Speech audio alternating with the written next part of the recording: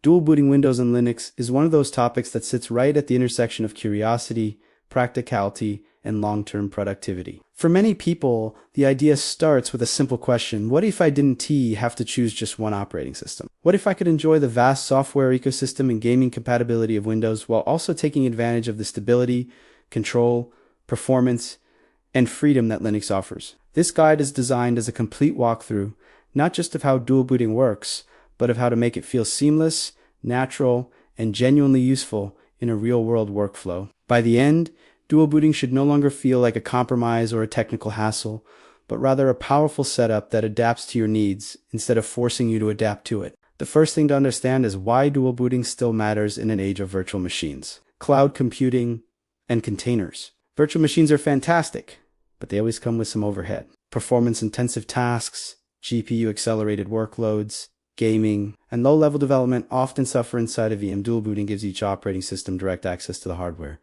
meaning you get native performance, better battery life on laptops, full driver support, and fewer surprises. It's also an excellent learning tool. Running Linux alongside Windows allows you to explore, experiment, and even break things without risking your primary environment. If something goes wrong in Linux, Windows is still there. If Windows updates decide to misbehave, Linux remains untouched. This psychological safety net alone makes dual booting incredibly appealing. Before anything is installed, the most important step is planning. A smooth dual boot experience begins long before you click the install button. You need to think about your hardware, storage, layout, and how you actually work day to day. Ask yourself which tasks you'll do on Windows and which on Linux.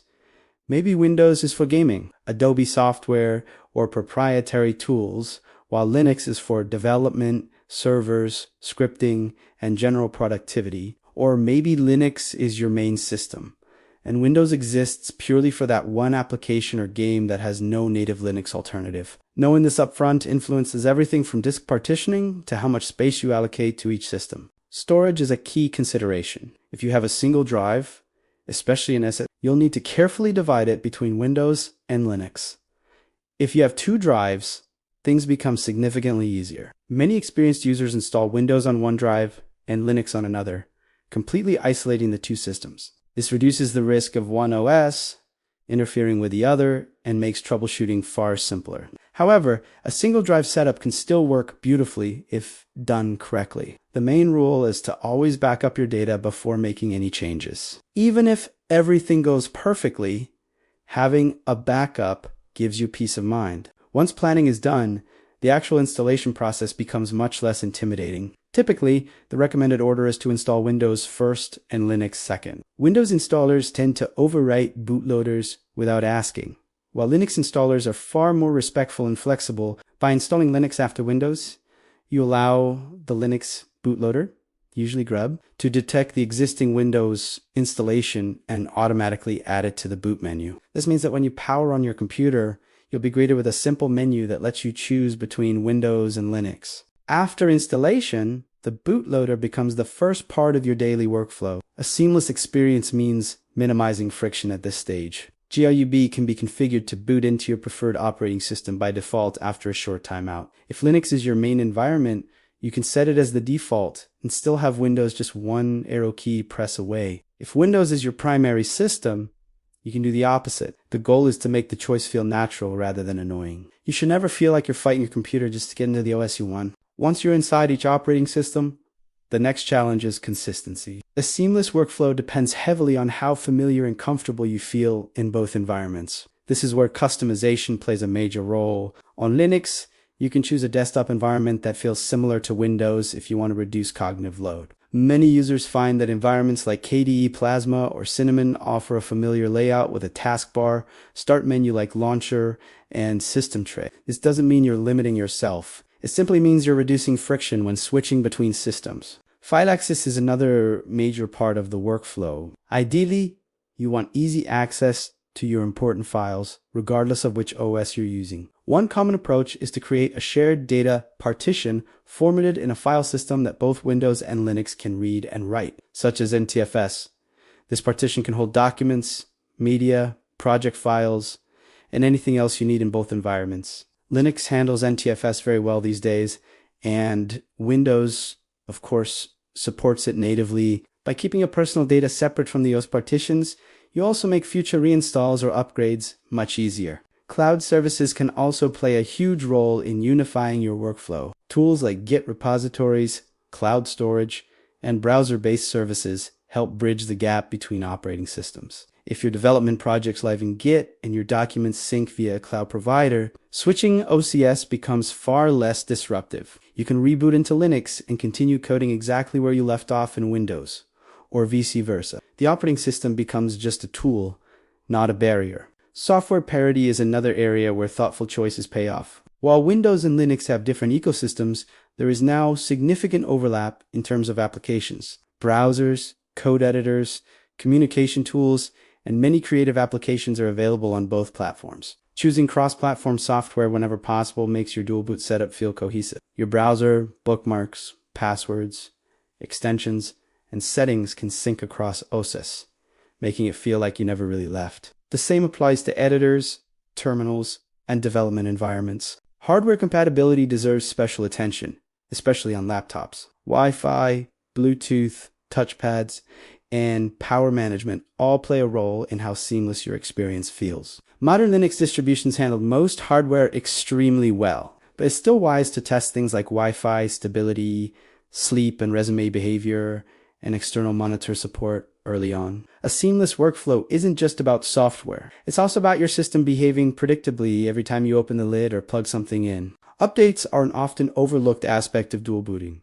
Windows and Linux handle updates very differently. Windows updates can be large, disruptive, and sometimes poorly timed. Linux updates are generally smaller and more transparent, often allowing you to continue working while they install. A good workflow strategy is to schedule Windows updates intentionally, perhaps at the end of the day or a week, while keeping Linux updated more frequently. This prevents unexpected reboots or interruptions and keeps both systems stable. Another key part of a smooth experience is mental organization. Treat each operating system as a specialized workspace rather than two competing environments. When you boot into Windows, you're entering a Windows mindset. When you boot into Linux, you're entering a Linux mindset. Over time, this becomes second nature. You'll instinctively know which OS to choose for a given task, and the decision will take seconds instead of minutes. Performance tuning can further enhance the experience. On Linux, you can optimize boot times, tweak power profiles,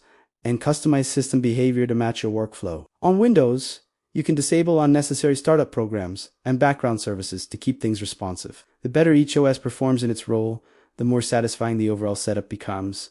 Gaming is often a major reason people keep Windows around. While Linux gaming has improved dramatically, there are still titles and anti-cheat systems that work best or only on Windows. In a dual boot setup, this is no longer a frustration. You simply reboot into Windows when you want to game, knowing you're getting the best possible compatibility and performance. When you're done, you reboot back into Linux for work or study, leaving distractions behind. Security and privacy also factor into the equation. Linux gives you a high level of transparency and control, which is especially valuable for development, networking, and sensitive tasks. Windows, while improving, still has more background telemetry and closed source components. By dual booting, you can choose the environment that best matches your security and privacy needs for each task. Over time, many users notice an interesting shift. They may start dual booting with Windows as their main system and Linux as a secondary experiment. Gradually, as they become more comfortable with Linux,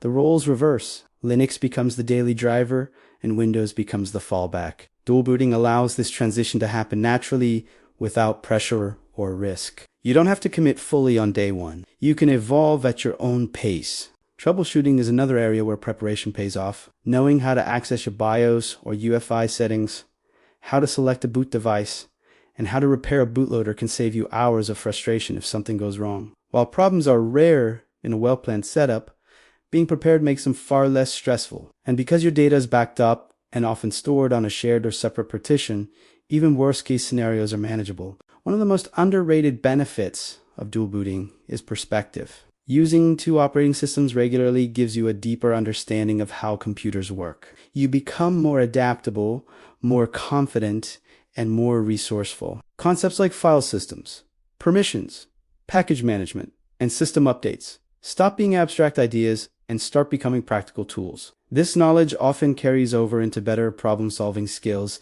even outside of computing. As your workflow matures, you may start integrating advanced techniques. You might use Linux for all development and server-related tasks, while testing your applications on Windows to ensure compatibility. You might maintain identical development environments on both systems, using containerization tools, ensuring that your projects behave the same no matter where you boot. You might even share configuration files, scripts, and dot files between systems to maintain consistency. At its best, a dual boot setup feels invisible. You stop thinking about it as dual booting and start thinking of it as simply choosing the right tool for the job. Boot times are short, the boot menu is predictable, your files are where you expect them to be, and your applications behave consistently. Switching operating systems becomes a deliberate, purposeful action rather than an inconvenience.